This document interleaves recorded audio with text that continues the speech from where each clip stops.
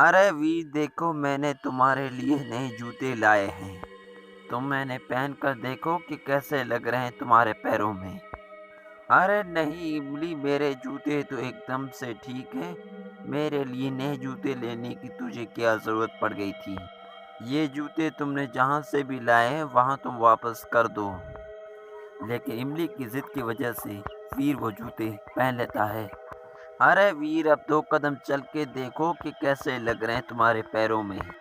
वीर जब कदम उठाने की कोशिश करता है तो उसके पैर वहीं पर चिपक जाते हैं।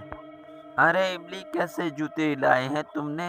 चलना तो छोड़ो मैं तो यहाँ से हिल भी नहीं पा रहा हूँ। जल्दी करो मेरे पैरों से ये जूते निकाल दो। हजार कोशिशों के बावजूद इमली वो जूते नहीं निकाल पाती। अरे दादाजी मेरी वजह से वीर एक जगह पर चिपक गया है। नए जूते पहनने के चक्कर में वो वहीं पर खड़ा है, कहीं हिल भी नहीं पा रहा। इमली बेटा ये तुमने जूते कहाँ से लाए हैं? नहीं, इनकी वजह से वीर एक जगह चिपक गया है, कहीं हिल भी नहीं पा रहा। अरे दादाजी किसी राह चलते फकीर ने मुझे ये जूते दिए थे। मैंने मना भी किया था कि मुझे ये जूते नहीं चाहिए, फिर भी उसने मेरे हाथों में थमा दिए। इमली बेटा राह चलते लोगों से कुछ भी लेना नहीं चाहिए। तुमने ये बहुत ही बड़ी गलती की है, उसका खामियाना अब वीर भुगत रहा है। वीर कैसे हो तुम? मेरा नया सरप्राइज कैसा लगा तुम्हें? तुम्हें जानकर बहुत ही ज़्यादा हैरानगी होगी, मैंने इमली को ये जूते दिलाए थे ताकि वो तुम्हें दे। अरे मैडमैक्स के बच्चे ये तुमने ठीक नहीं किया, मैं तुम्हें छोड़ूंगा नहीं। अगर मैं अपने तरीके से यहाँ से निकला तो तेरी खैर नहीं होगी मैडमैक्स। अरे बॉस की आपने क्या चाल चली है इस बार वीर तो नहीं बच पाएगा।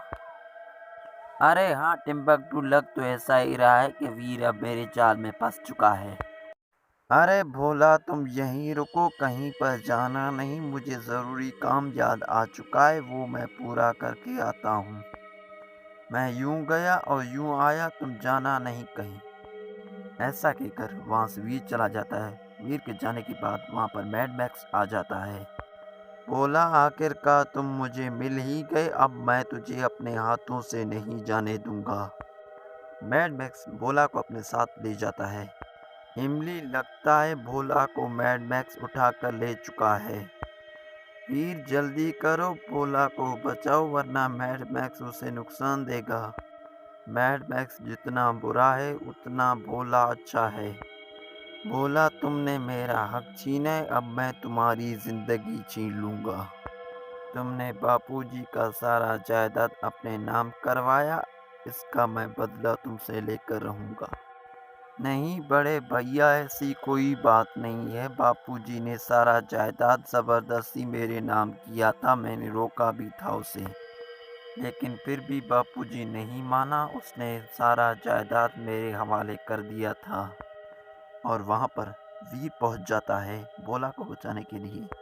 अरे वीर चलो अच्छा हुआ तुम आ गए, तुम जल्दी से मेरे भाई को समझाओ। उसको तुम सालों से जानते हो, जल्दी से इसे समझाओ ताकि ये मुझे छोड़ दे।